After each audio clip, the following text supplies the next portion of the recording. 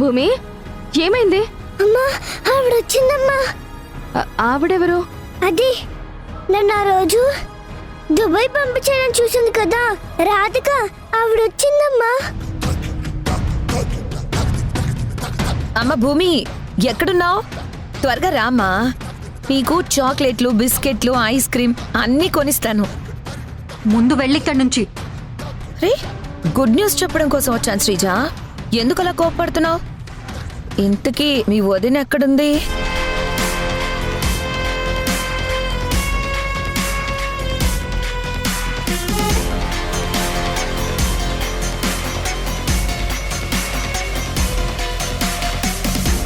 హే సంధ్య, ఎలా ఉన్నావు? నువ్వు కోపంలో భలే ఉంటావు తెలుసా. ముందు నువ్వు వెళ్ళవే బయటికి. తప్పు కదా సంధ్య, సంస్కారానికి నువ్వు బ్రాండ్ అంబాసిడర్వి. అలాంటిది నువ్వు నీకంటే పెద్దదాన్నైన నన్ను పట్టుకొని అమర్యాదగా మాట్లాడడం తప్పు కదా. పార్వతి గారు, శత్రువైనా సరే ఇంటికొస్తే మర్యాద ఇవ్వాలి అని అంటారు కదా. ఇదేనా మీ కోడలు ఇంటికొచ్చే వాళ్ళకిచ్చే మర్యాద?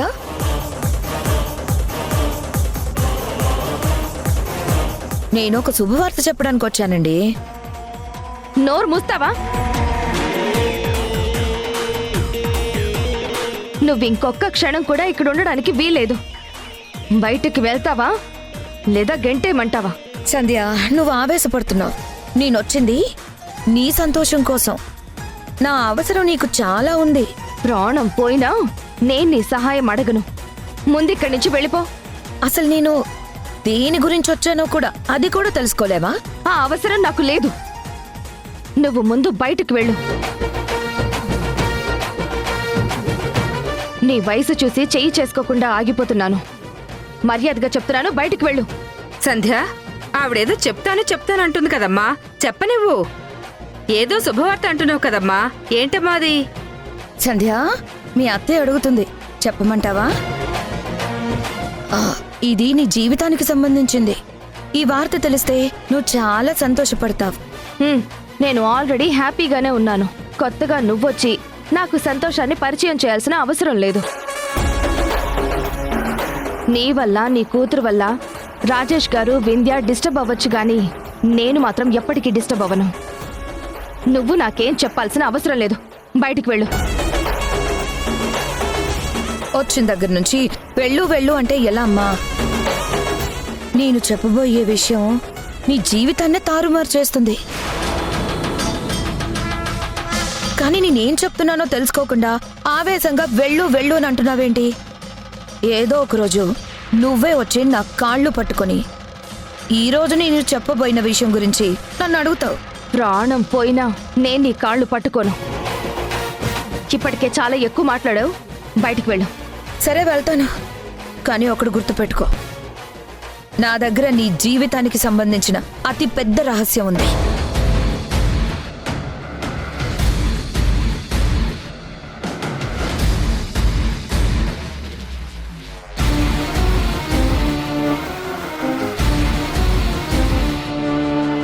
నీ కోడలికి కవల పిల్లలు పుట్టారే తల్లి. చనిపోయిన పాపని నీ చేతిలో పెట్టి బతికున్న పాపని జాగ్రత్తగా దాసిపెట్టినాదే తల్లి.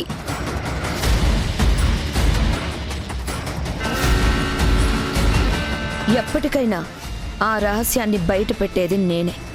నువ్వు నా కాళ్ళ దగ్గరకు రావాల్సిందే. బాయ్. ఆగమ్మా, ఇందాకటి నుంచి ఏదో శుభవార్త అంటున్నావు. నువ్వు ఏం చెప్పడం కోసం వచ్చావో నాకైనా చెప్పి వెళ్ళమ్మా. పైగా నా కోడలు జీవితానికి సంబంధించింది అంటున్నావు. అది నువ్వు అడిగితే చెప్పను, సంధ్య అడిగితేనే చెప్తాను. సంధ్య, ఇప్పటికైనా చెప్పమంటావా? అడుక్కో సంధ్య, అది నీకు చాలా ముఖ్యమైన విషయం. అవసరం లేదు. నువ్వు ముందు బయటికి వెళ్ళవే.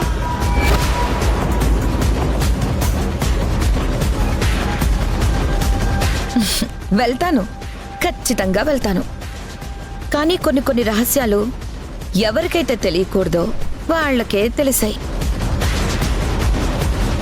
నీ లైఫ్ని టర్న్ చేసే రహస్యం నాకు మాత్రమే తెలుసు.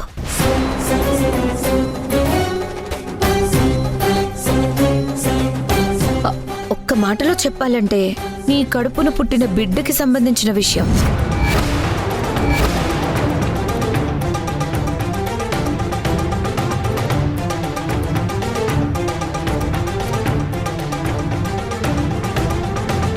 అమ్మా, నీ కడుపున పుట్టిన బిడ్డ గురించి అని అంటోంది. ఆవిడ నాపమ్మా. అత్తయ్య, దానికి మీరు నన్ను తిడుతున్నారని, ఈ విషయంలో మీకు నాకు భేదాభిప్రాయం వచ్చిందని తెలిసే చీకట్లో బాణం వేస్తుంది. రాధిక మాటలు పట్టించుకుంటే మనం ప్రశాంతంగా ఉండలేం అత్తయ్య. అక్కడ వింధ్య జీవితంలోనూ ఇక్కడ నా జీవితంలోనూ ఏదో ఒక సమస్య తీసుకురావాలని ఆ తల్లి కూతుళ్ళిద్దరూ కలిసి ప్లాన్లు వేస్తున్నారు. మీరు అనవసరంగా రాధిక మాటలు పట్టించుకుని ఏమాత్రం డిస్టర్బ్ అవ్వద్దు ప్లీజ్ అత్తయ్య.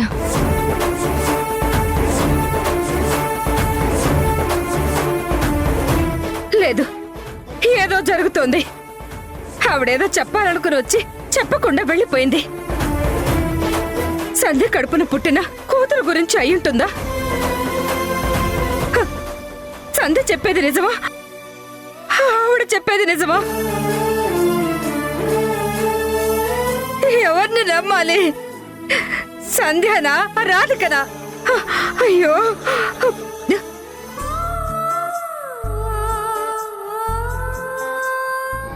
సిస్టర్, నా మొగుడు ఇక్కడే ఉన్నాడు. అసలు నేను పెళ్లి చేసుకుంది కూడా రాజేష్ బావనే. వింధ్య, ఆకలేస్తుంది, భోంచేద్దాం పద. మౌనిక మెడలో తాళి కట్టిందెవరు?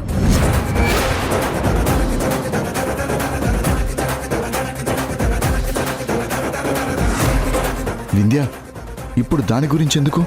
వదిలేమని చెప్పాను కదా. నాకొక్కసారి మౌనిక భర్త ఫోటో చూపించండి. అతను ఎలా ఉంటాడు? వింధ్య, గుడిలో జరిగిన దాని గురించి నువ్వు పదే పదే ఆలోచిస్తున్నావా? వదిలేమని చెప్పాను కదా. మౌనిక నన్ను మానసికంగా వేధించింది చాలక ఇప్పుడు నిన్ను కూడా వేధిస్తుంది. మనం ఎక్కడికి వెళ్తే అక్కడికి కావాలనే వస్తుంది. అదేనండి, తను వస్తుంది ఓకే, కానీ తన భర్త ఎక్కడా? ఆ రోజు వ్రతం అప్పుడు కూడా తన భర్త కనిపించలేదు, కానీ పెళ్ళయిందని చెప్తుంది. తన మెళ్ళో తాళి కూడా ఉంది. అదేంటంటే తన భర్త పేరు రాజేష్ అని చెప్తుంది. అసలు నాకు అర్థం కావట్లేదు. మౌనికకి పెళ్ళైతే తన భర్త తనని ఎందుకలా వదిలేస్తున్నాడు? మౌనిక మాటలకి, తన చూపులకి, చేష్టలకి అసలు దేనికి సంబంధం ఉండట్లేదు. పెళ్లికి ముందు బావా బావా అని మీ వెంట ఎలా పడిందో ఇప్పుడు కూడా మీ వెంట అలాగే పడుతుంది. కొత్తగా పెళ్ళైన అమ్మాయి భర్తతో ఉండకుండా అసలు మీ మీద ఎక్కువ కాన్సన్ట్రేషన్ చేస్తుంది. దయచేసి ఇప్పటికైనా నాకు చెప్పండి. ఆ విషయం ఎలాంటిదైనా నేను భరిస్తాను. మౌనిక మిమ్మల్ని ఏ విషయంలో బ్లాక్మెయిల్ చేస్తుంది? ఎక్కడ మీరు మౌనికకి బెండ్ అయ్యారు?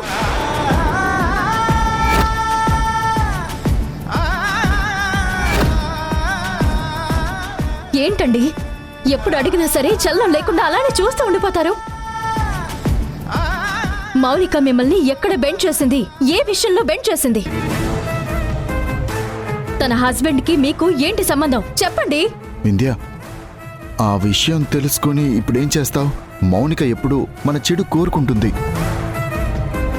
ఏదో తెలిసి తెలియక తన పెళ్లి విషయంలో నేను చిన్న సాయం చేశాను. ఇంకా వదిలే. ఇంకా జీవితంలో మళ్ళీ ఇలాంటి తప్పు చేయను. అదేనండి, మీరు నాకు ఒక్క మాట కూడా చెప్పకుండా ఆ మౌనిక పెళ్లి విషయంలో ఇన్వాల్వ్ అయ్యారు అంటే నేనసలు నమ్మలేకపోతున్నాను. తన గురించి మీకు పూర్తిగా తెలిసి కూడా మీరు పొరపాటు చేశారు. ఆ పొరపాటేంటో నాకు తెలీదు, కానీ ఆ మౌనికని చూసినా ప్రతిసారి మీరు భయపడుతుంటే మీరు ఎక్కడ నా నుంచి దూరం అయిపోతారో, ఎక్కడ మౌనిక మన మధ్య చిచ్చు పెడుతుందో అని నాకు కంగారుగా ఉందండి. వింధ్య, తన గురించి ఆలోచిస్తే ఇలాంటి నెగిటివ్ ఆలోచనలే వస్తాయి. మౌనికే కాదు, ఎవరొచ్చినా మనల్ని వేరు చెయ్యలేరు. నువ్వు ధైర్యంగా ఉండు. నువ్వు కంగారు పడుతున్నావని ఏం జరిగిందో నీకు చెప్పలేకపోతున్నాను. త్వరలోనే మౌనిక పీడ వదులుతుంది. నువ్వు, నేను, అను, అమ్మ, నాన్న అందరం హ్యాపీగా ఉంటాం. నిజంగా హ్యాపీగా ఉంటాం కదా? మౌనికతో మనకే సమస్య రాదు కదా? రాదు వింధ్య, రానివ్వను. నువ్వు ధైర్యంగా ఉండు. అది మీ చేతుల్లోనే ఉందండి.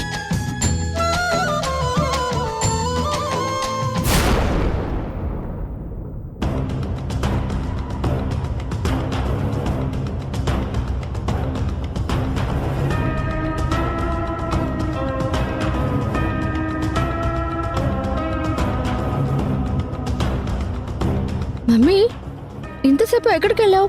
నీకు గుడ్ న్యూస్ చెప్పాలని చూస్తుంటే ఫోన్ లిఫ్ట్ చేయవేంటి? నేను నీకు ఒక గుడ్ న్యూస్ చెప్పాలమ్మా. ఇక మీదట సంధ్యని ఏడిపించబోతున్నాను. అవునా? హ్మ్. నేను గుళ్ళో విందు నడిపించాను. అసలు పిచ్చిదైపోతుంది తెలుసా? నేను ఏడిపించడం మొదలు పెడితే సంధ్య కూడా తప్పకుండా పిచ్చిదైపోతుంది. నేనంటే రాజేష్ బావని పెళ్లి చేసుకున్నాను కాబట్టి విందు నడిపిస్తున్నాను. మరి నువ్వు సంధ్యను ఎలా ఏడిపించబోతున్నావు? సంధ్యకు సంబంధించిన సీక్రెట్ నా చేతుల్లో ఉంది. ఇప్పుడు తన ప్రాణం నా గుప్పెట్లో ఉంది. ఏం మాట్లాడుతున్నావు మమ్మీ? అందరూ అనుకున్నట్టు సంధ్య కూతురు పూరిట్లో చనిపోలేదు. ఏంటి మమ్మీ నువ్వు అనేది? తన కూతురు ఎవరో కాదు, భూమి. భూమి సంధ్య కన్న కూతురు. ఈ విషయం మనం ప్రాణం పోయినా చెప్పం. ఆ రోజు వాణి మనకు సపోర్ట్గా ఉన్నప్పుడు రాజేష్ నీ మెడలో తాళి కట్టేవాడు. కానీ ఈవిడిగారు వచ్చి యాక్సిడెంట్కి నువ్వే కారణమని నిరూపించడం వల్ల నిన్ను జైలుకు పంపించారు. మనకింత అన్యాయం చేసిన సంధ్యని బాధ పెట్టడానికి ఇది మంచి అవకాశం. తన కూతురెవరో తెలుసని చెప్పి తన వివరాలు చెప్పకుండా సంధ్యని మానసికంగా వేధిస్తూ ఉంటాను. మమ్మీ, ఎంత శుభవార్త చెప్పావు. Super mummy. నేను విందని ఆడుకుంటుంటే నువ్వు సంధ్యని ఆడుకోవచ్చు. మన బ్యాడ్ టైం పోయి గుడ్ టైం స్టార్ట్ అయినట్టుంది మమ్మీ. లేదంటే రాజేష్ బాబా నన్ను నమ్మి నా మెళ్ళో తాళి కట్టడం ఏంటి? నాకు బెండ్ అయిపోవడం ఏంటి? సంధ్య జీవితానికి సంబంధించిన సీక్రెట్ నీకు తెలియడం ఏంటి? సంధ్య, వింధ్య, మీ జీవితాలతో మేము కాదు, ప్రకృతే చెలగాటమాడబోతోంది. మా మమ్మీ, నేను, భూమి నీ కూతురన్న విషయం తెలియనివ్వమే. తుది శ్వాస విడుస్తున్నా కూడా నీ కూతురు ఉంది ఉంది అని ఊరిస్తాం తప్ప నీ కూతురు గురించి నీకు చెప్పం. 6 సంవత్సరాలు నీ వల్ల నేను ఊచలు లెక్క పెట్టాల్సి వచ్చింది. నిన్ను ఎట్టి పరిస్థితుల్లో వదిలిపెట్టను సంధ్య. నాకు వదిలేమ్మా, నేను చూసుకుంటాను. వింధ్య సంగతి నువ్వు చూసుకో, సంధ్య సంగతి నేను చూసుకుంటాను. ఈ రోజు నుంచి వాళ్ళిద్దరితో నరకం స్పెల్లింగ్ రాయిద్దాం.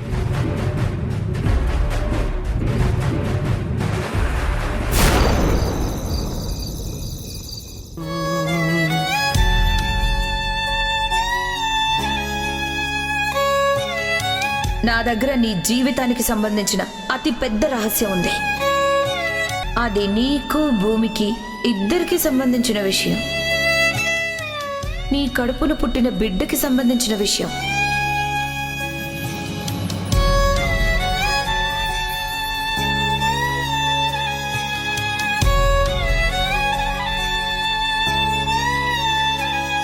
సంధ్య, నిద్రపోకుండా ఏం ఆలోచిస్తున్నావు? అబ్బే ఏం లేదండి. రాధిక గురించి ఆలోచిస్తున్నావా?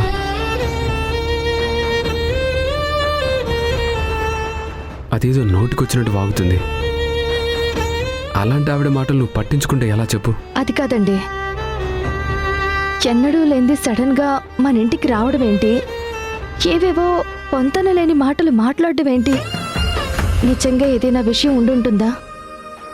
ఏముంటుంది సంధ్య?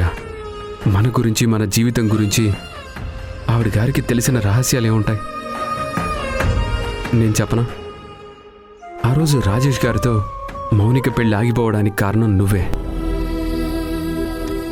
మౌనిక జైలుకి వెళ్ళడానికి కారణం కూడా నువ్వే. ఆ పగ మనసులో పెట్టుకొని నిన్ను టార్గెట్ చేసింది. అంతెందుకు, మన భూమిని కూడా దుబాయ్ పంపించాలనుకుంది కదా. అప్పుడు కూడా నువ్వే చివరి క్షణంలో అడ్డుపడి భూమిని వెనక్కి తీసుకొచ్చావు. అలాంటప్పుడు ఆవిడికి నీ మీద కోపం ఉండకుండా ప్రేమ ఉంటుందా? నువ్వంటే తనకిష్టం ఉండదు. ఏ విధంగానైనా నిన్ను బాధ పెట్టాలని ఆలోచిస్తూనే ఉంటుంది. నాకు తెలిసి నువ్వు భూమి కలిసి ఉండడం కూడా ఆవిడ గారికి ఇష్టం ఉండదు. అయినా రాధిక లాంటి ఆవిడొచ్చి ఏవో 4 మాటలు మాట్లాడితే అవి పట్టించుకొని ఆలోచించడం ఎందుకు? ఏమండి, మళ్ళీ రాధిక వల్ల కొత్త సమస్యలు రావు కదా? నా నుంచి భూమి దూరం అవ్వదు కదా? పాపం భూమి పిచ్చిదండి. మనమంటే దానికి ప్రాణం. ఉదయాన్నే ప్రతిరోజు దాని మొహం చూస్తే నా కడుపు నిండిపోతుంది. అది అమ్మ అని పిలుస్తూ ఉంటే అది నా పేగు తెంచుకుని పుట్టిన బిడ్డ అని అనిపిస్తుంది. భూమి దూరం అయితే నేను తట్టుకోలేనండి. బస్ సంధ్య, ఎన్నిసార్లు చెప్తావు ఈ మాట? భూమి మన నుంచి దూరం కాదు. భూమి లేకపోతే ఇల్లంతా బోసిపోతుంది. భూమి మన బిడ్డ, మన కోసమే పుట్టింది. మనల్ని కాదని ఎక్కడికి పోదు. పద సంధ్య.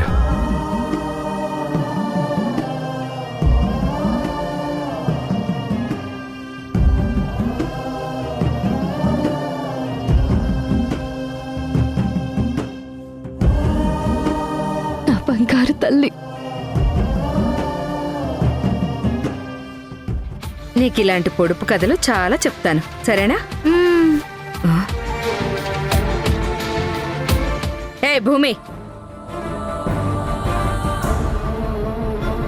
నువ్వు ఈ మంచం మీద పడుకున్నావేంటి? బుద్ధి లేదా?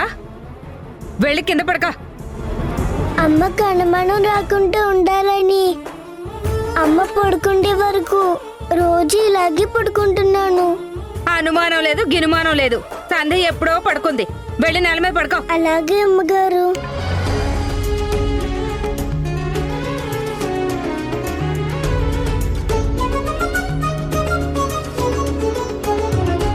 అమ్మాను, ఒక్క నిమిషం ఉండమ్మా, ఉండు.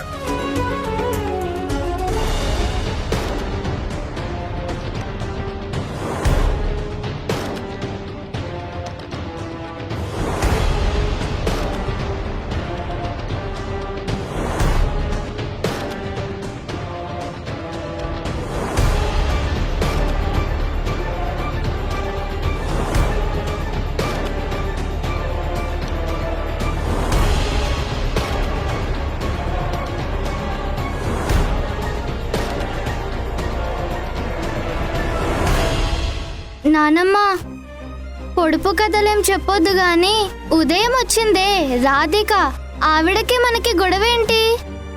అబ్బో, ఆవిడదో పెద్ద కథమ్మా.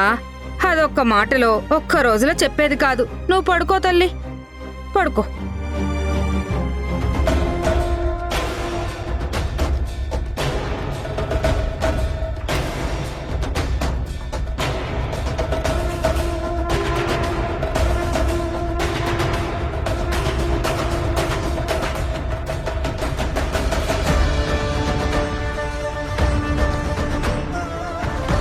భూమి,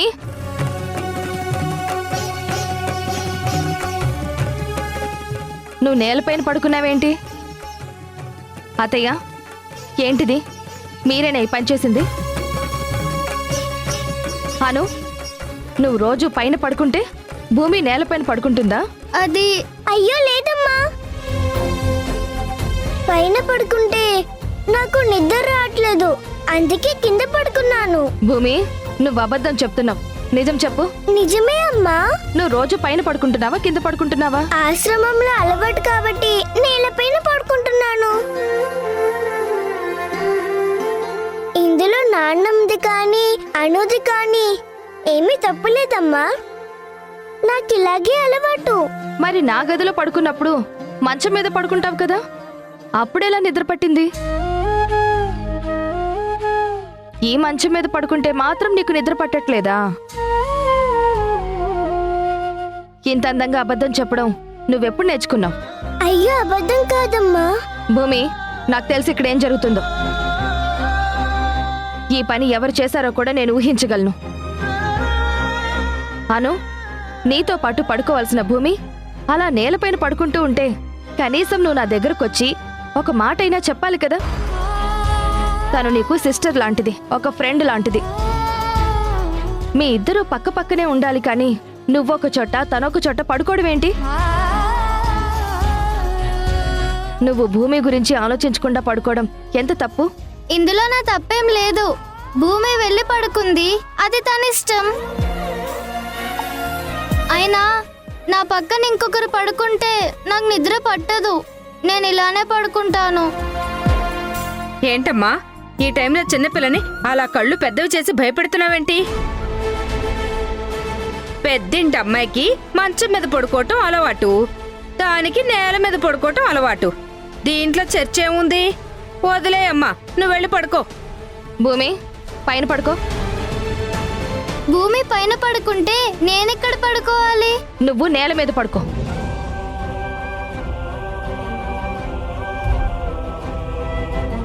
చెప్తుంది నీకే. దిగు, నేల మీద పడుకో. భూమి, నువ్వు వచ్చి మంచం మీద పడుకో. అమ్మా అది అది అను, నీకు కింద పడుకోవడానికి అభ్యంతరంగా ఉంటే నాకు క్లియర్గా చెప్పు. ఇప్పుడే తీసుకెళ్ళి మీ ఇంట్లో డ్రాప్ చేసి వస్తాను. మీ ఇంట్లో డబుల్ కాట్ మంచాలుంటాయి, సోఫాలుంటాయి, హాయిగా నిద్రపోవచ్చు. మా ఇంట్లో ఇలాగే ఉండాలి. నచ్చకపోతే చెప్పు. వద్దులే, 2 రోజులు ఆగితే గెలిచి నేనే వెళ్ళిపోతాను. ఇప్పుడు నేల మీద పడుకోవాలి అంతే కదా? పడుకుంటానులే.